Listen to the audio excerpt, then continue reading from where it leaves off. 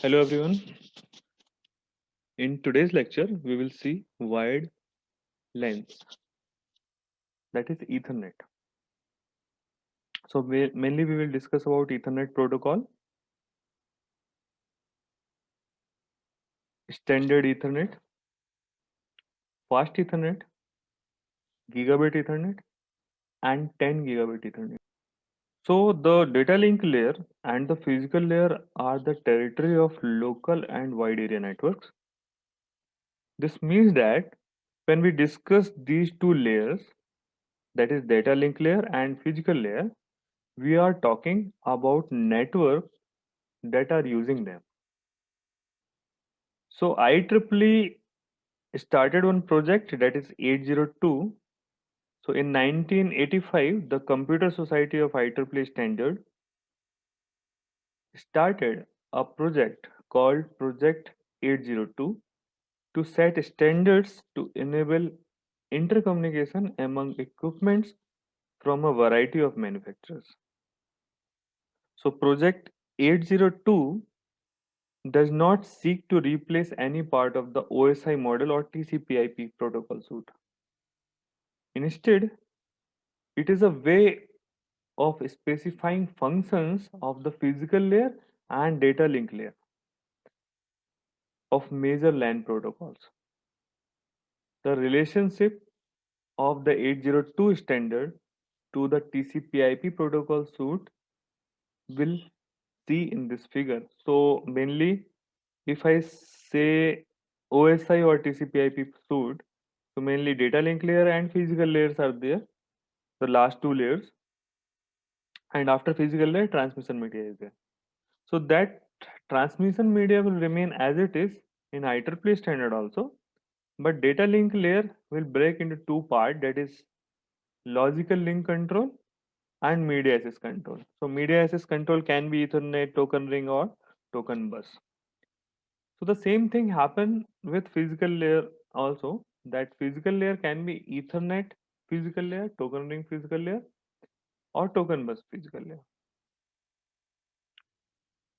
Now we will see evolution of Ethernet. So the Ethernet LAN was developed in 1970s by Robert and David. So this was the starting year of Ethernet, that is 1970, and those days they have started their research on 10 Mbps standard Ethernet. So since 1970, it has gone through four generations. The first generation is standard Ethernet. So we will discuss this standard Ethernet in very detailed manner. Then we will discuss about fast Ethernet. Then we will discuss about gigabit Ethernet and 10 gigabit Ethernet. Okay, so mainly Ethernet evolution, if I say, that is divided into four parts or four evolutions. So a standard Ethernet having a speed of 10 Mbps. Fast Ethernet having a speed of 100 Mbps till 100 Mbps. Gigabit Ethernet having a speed till 1 Gbps, and 10 gigabit Ethernet having 10 Gbps of speed. So we refer to the original Ethernet technology with the data rate of 10 Mbps, that is known as standard Ethernet, although most implementations have moved to other technologies in the Ethernet evolution, and there are some features of the standard Ethernet that have not changed during the evolution. So we will discuss that this standard version first. And before discussing, let's discuss some of the characteristics. So first is Ethernet frame. So Ethernet frame consists of preamble, start frame delimiter, then designation address, source address, then type, then data and padding, and CRC, cyclic redundancy check. That preamble is of 7 byte. Start of frame or start frame delimiter is of 1 byte. That 1 byte is something like this: 10101011.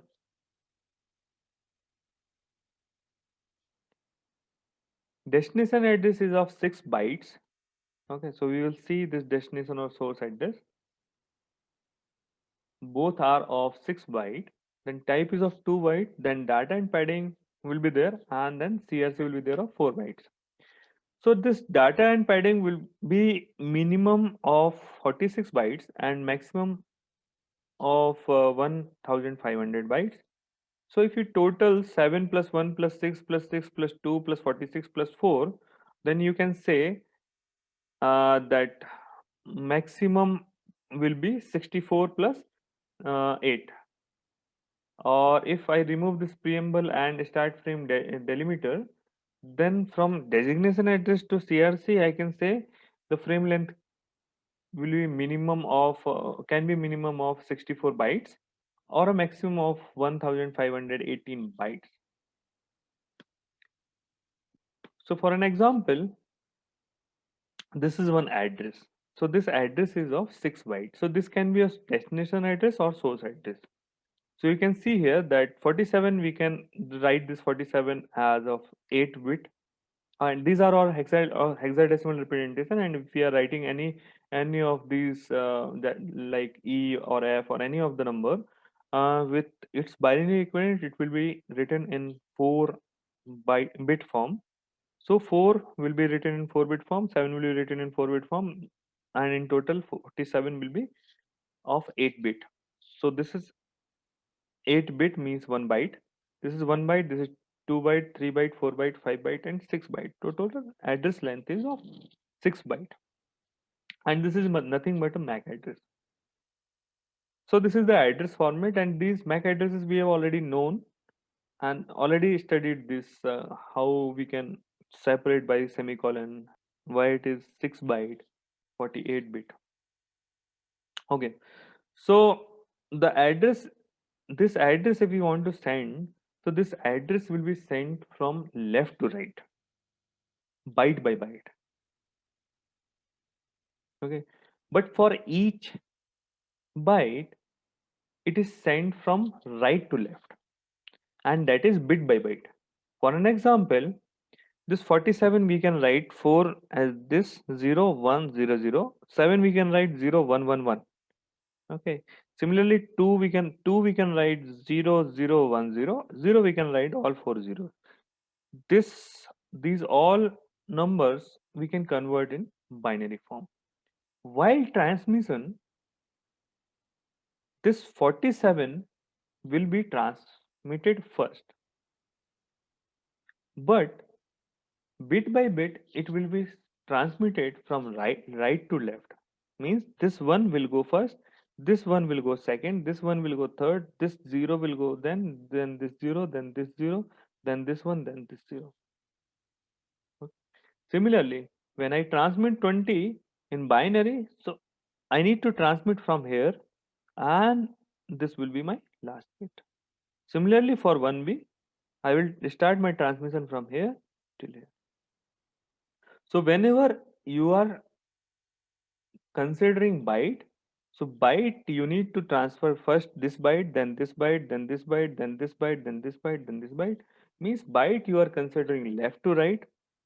Inside one byte, if you are talking about bit by bit, then from right to left you need to go. Okay, so this is the way of transmission. Now come to addressing. So each station on an Ethernet network, such as PC, workstation, or any printer, has its own network interface card. In short, we are calling network interface card as NIC. So the NIC fits inside the station and provides the station with a link layer address. The Ethernet address is 6 byte, that is 48 bits, normally written in hexadecimal notation. We have already seen this thing. Okay, and that colon between those bytes are representing the separation. Okay, separation of byte. For an example, this is one Ethernet address, Ethernet MAC address, and now we will see how we can say that this MAC address is a unicast. See, MAC address we can divide into three categories, that is unicast, multicast, and broadcast. How we can see or how we can identify that whether any address, MAC address, is unicast, multicast, or broadcast. So now the first byte, total there are 6 bytes. So the first byte, the end bit, if it is 0, that is unicast. If it is 1, that is multicast. In one more way, we can define the same thing. Suppose if it is 0, 0 means this whole number, if you convert into hexadecimal, okay? So the second number will always be even. So if it is even, that is unicast. And if it is odd, because if the last number is 1, means the second part is odd one. If second part is odd one, that is multicast. Okay, so suppose you have one question that you need to identify whether it is a unicast, multicast, or broadcast address. So see, here is one address, here is another address, here is another address. In the last one, it is all F, F, F, F. So whenever all FFs are there, that is a broadcast MAC address. Okay, so this last one is the broadcast one. Now we need to identify unicast and multicast for the first and second one. Okay, so because this is one byte, okay, 4 and A in combination, it is one byte, and we need to see whether the second number is odd or even. Okay, so if it is even, the second one, then it is a unicast. If it is odd, then it is a multicast. Okay, so let's say about 10 or A is basically 10, and 10 we already know that it is an even number. That then we can say that this first one is a unicast MAC address. The second one is 7. 7 is an odd number. Okay, so this is a multicast MAC address. Okay, otherwise you can do one thing, you can convert this first two things into binary, and you got to know that when you are converting, the last bit is 0 in case of unicast, last bit is 1 in case of multicast. So in this case, if I convert A and 7 into binary, so A will be this, so last bit is 0, and A is 10, so basically it is even, so that is unicast address. 7 is converted into binary and it is 0 1 1 1. So last bit is 1 and it is odd. So either you can visualize the last bit or either you can categorize whether it is odd or even. So based upon that, you can say whether it is a multicast or unicast. And broadcast, when everything is 1. So if everything is 1, so means all the elements are F F F F F F all the places. Now we will see implementation of the standard Ethernet. So implementation can be done in a LAN with a bus topology. So this is the architecture of a bus topology. It can be done in an star topology. So this is the architecture of an star topology. So in this diagram, you already familiar with AND nodes are there or host are there. This is the central hub or switch, and cables. This is a common cable, and this one is the cable tap. If common cable is there, that is coaxial cable, and this not common cable connected with the central tap, that is twisted pair cable. So since the network that use the standard Ethernet protocol is a broadcast network, we need to use an access method to control access to the sharing medium. The standard Ethernet choose CSMA or CD with one persistent method. So let us use a scenario to see how this method works for the Ethernet protocol.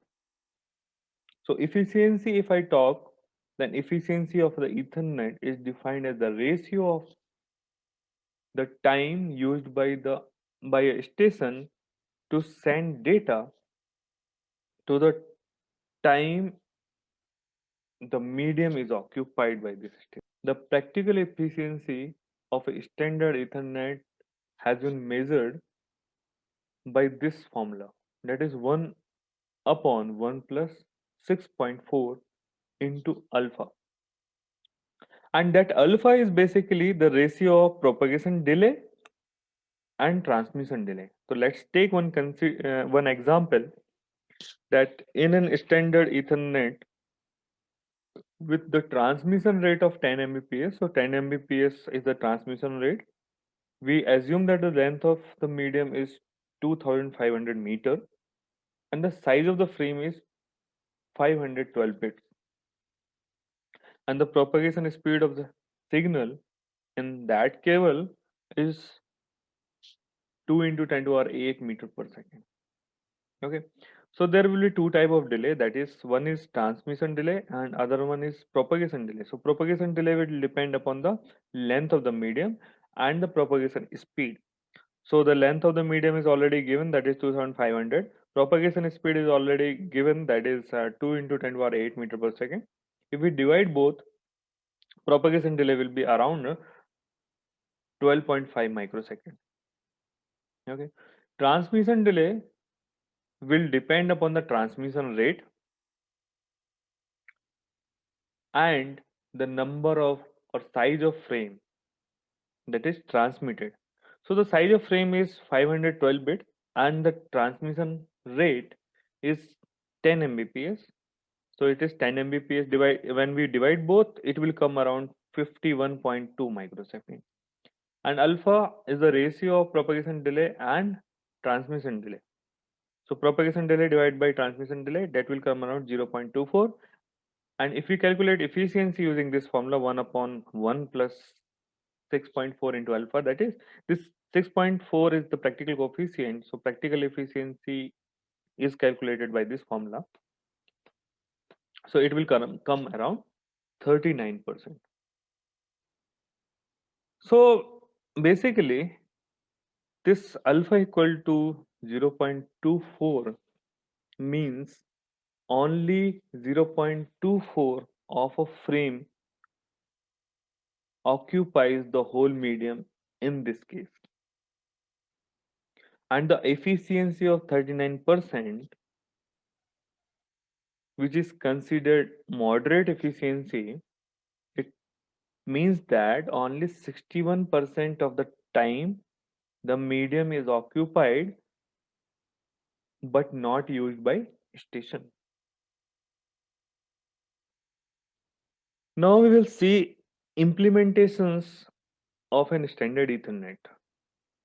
So whenever we are saying standard Ethernet, 10 Mbps is the speed limit, and the standard Ethernet defines several implementations, but only four of them become popular. Okay, those four are basically 10 base 5, 10 base 2, 10 base T, and 10 base F. This 10 represent the speed, that is 10 Mbps. Base represent it's a baseband implementation. Okay, digital transmission will be there, and baseband means full bandwidth you are utilizing. 5, 2, T, and F. Okay, these are denoting, like 5 is denoting that the medium length is 500, 2 is denoting that the medium length is 185 meter, T is denoting that it is using medium length of 100 meter and medium of unsealed twisted pair, and two mediums will be there. F is denoted for the fiber medium, and we know that if fiber is there, then the medium length will be very large. In all these four popular implementations, the encoding technique is Manchester encoding. The difference is only at this second column and third column. So if you are using 10 base 5 implementation, then it will be implemented in thick coaxial cable. If you are using 10 base 2, then thin coaxial cable you need to implement. So for an example, Manchester encoding or decoding will be there at the station side and 10 Mbps data will be there. So suppose if I talk about 10 base 5 implementation, so the thick coaxial cable of maximum 500 meter will be there, and in this way, in this bus implementation way, we can use 10 base 5. So 10 will be the representation for 10 Mbps data, base will be for baseband, digital transmission, 5 will be for 500 meter. If I talk about 10 base 2 implementation, then thin coaxial cable of maximum 150, 185 meter will be there. And if I talk about 10, that 10 is basically 10 Mbps, base is for baseband, 2 is for 185 meter. The similar thing is there for 10 base T. So T is basically representing the twisted pair, and that twisted pair is basically unsealed late twisted pair, and it can be used in this way. 10 is again 10 Mbps, base is baseband, digital transmission. If I say about 10 base 5 implementation, so 10 base 5 implementations will be there for 10 base F implementation will be there for fiber. And when we are using fiber also, we need to use two fiber cables, one for transmission and one for receiving the data from end host or end node. Now, before we discuss the higher rate Ethernet protocol, we need to discuss the change that occurred in the 10 Mbps standard Ethernet. These changes actually open the road to the evolution of Ethernet to become compatible with other high data rate local area networks. So the first thing is sharing bandwidth. Sharing bandwidth means, suppose this is the timing diagram, and at the first station we are sending frames in this way, like if we send frame for one interval, then we are leaving some interval, then again we are sending another frame, then we are leaving. So basically we can utilize this space between the two frames, and we can use a second station for sharing the same bandwidth. So we can divide the time domain into two parts. Okay, one for first station, another for second station.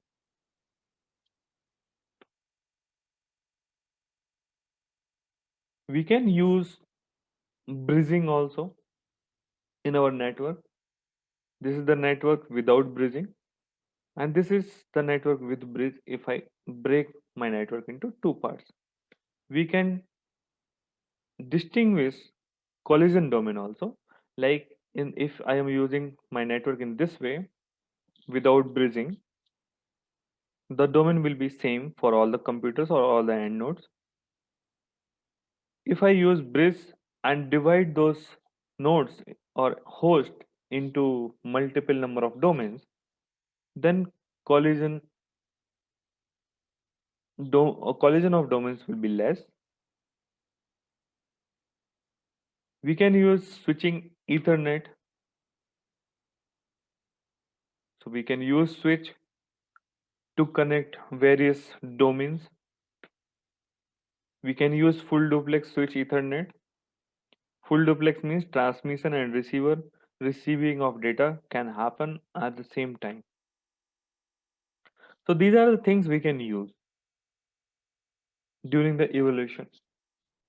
Now in 1990s, the Ethernet made a big jump by increasing the transmission rate to 100 Mbps,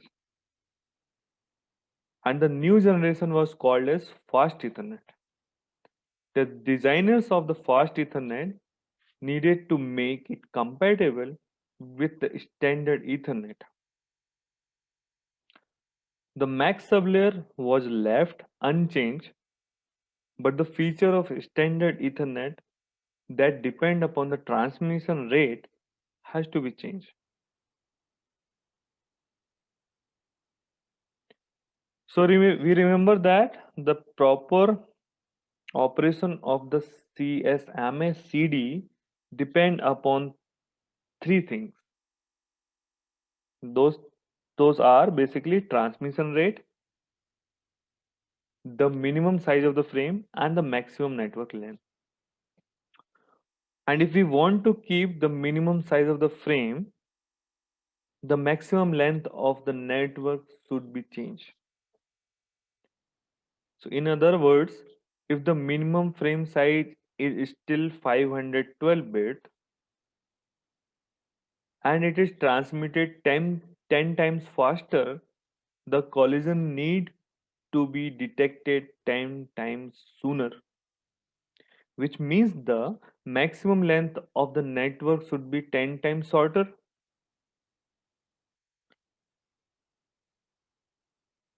If the propagation speed doesn't change. So this is the case when we are going for high data rate transmission or when we are going for evolution. So to be able to handle 100 Mbps data rate, several changes need to be made at the physical layer. So the first thing is encoding for fast Ethernet.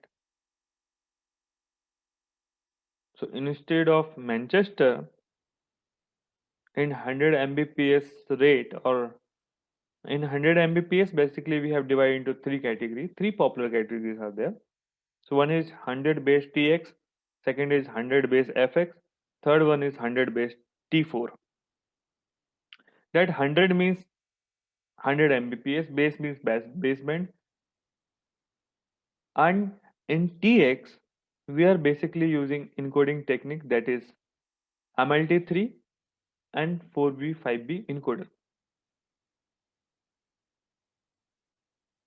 In 100 base FX we are using encoding technique that is NRZI and 4B 5B encoding.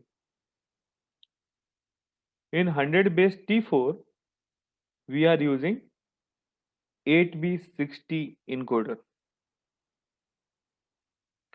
So if I compare all the three things or all the three implementation together, so basically 100 base TX having the medium of STP, medium length of 100 meter, and two wires will be there. Encoding technique will be 4B 5B and MLT3. If I say about 100 base FX, medium will be fiber, medium length will be about 185 meter, number of wires will be 2, and encoding will be 4B 5B and RZI. If I say about 100 base T4, medium will be UTP, medium length will be 100 and wires will be 4, and encoding technique will be 2 8B60.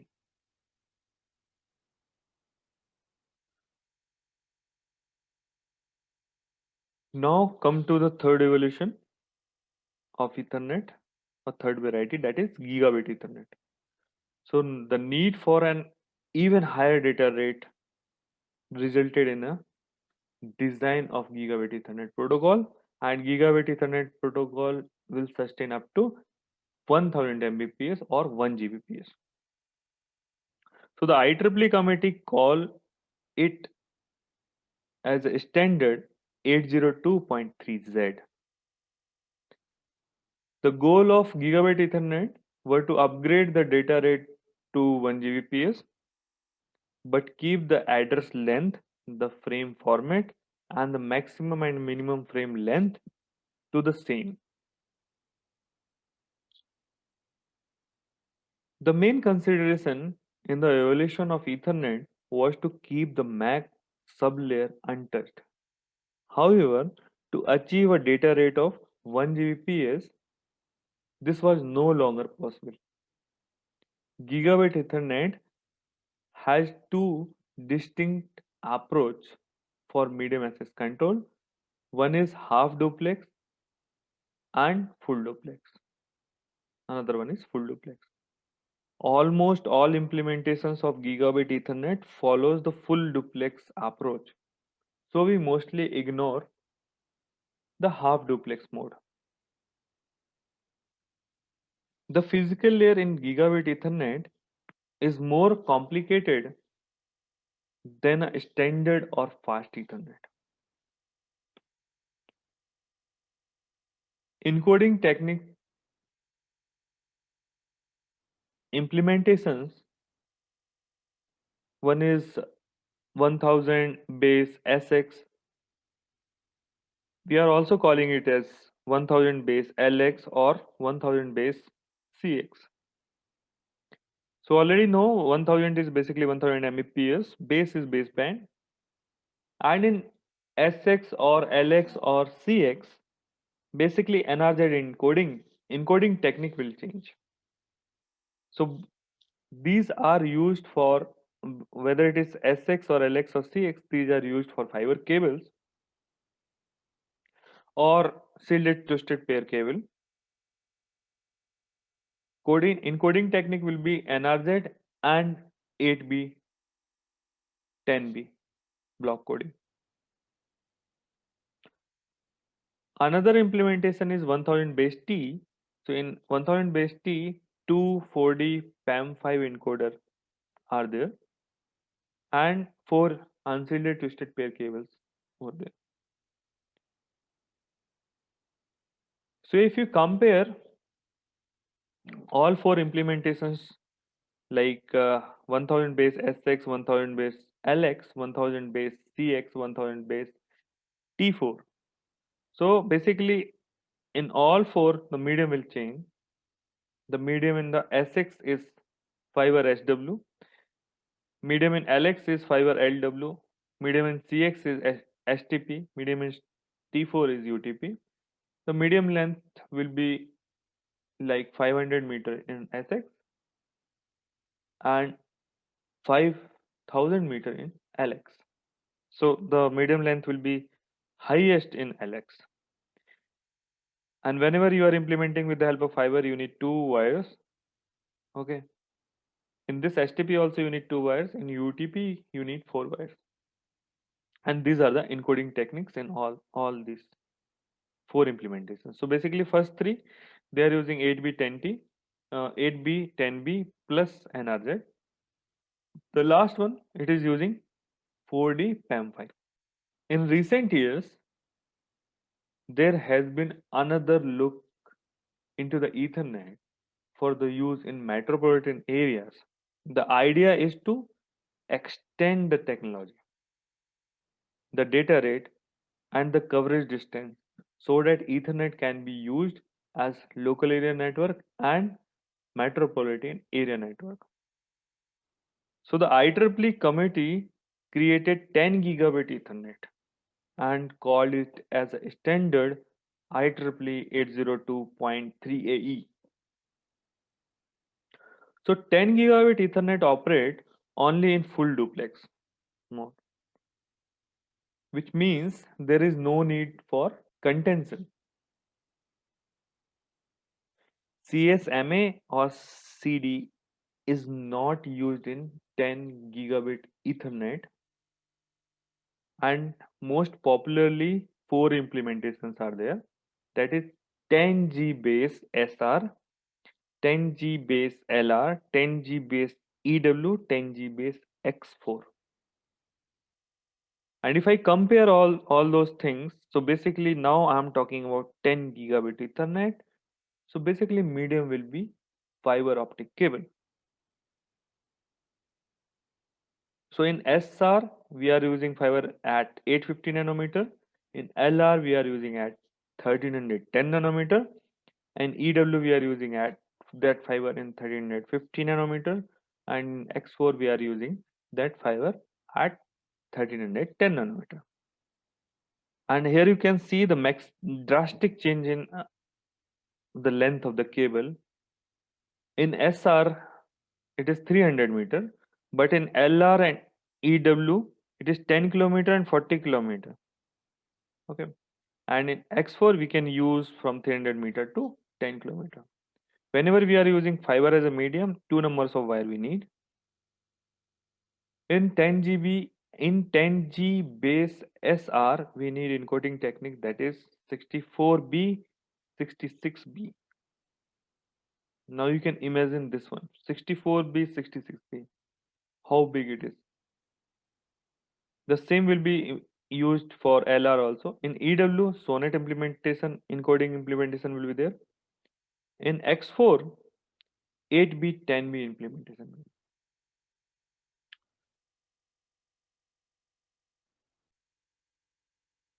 So this is all about wired local area network, and we have seen all the evolutions in Ethernet connection.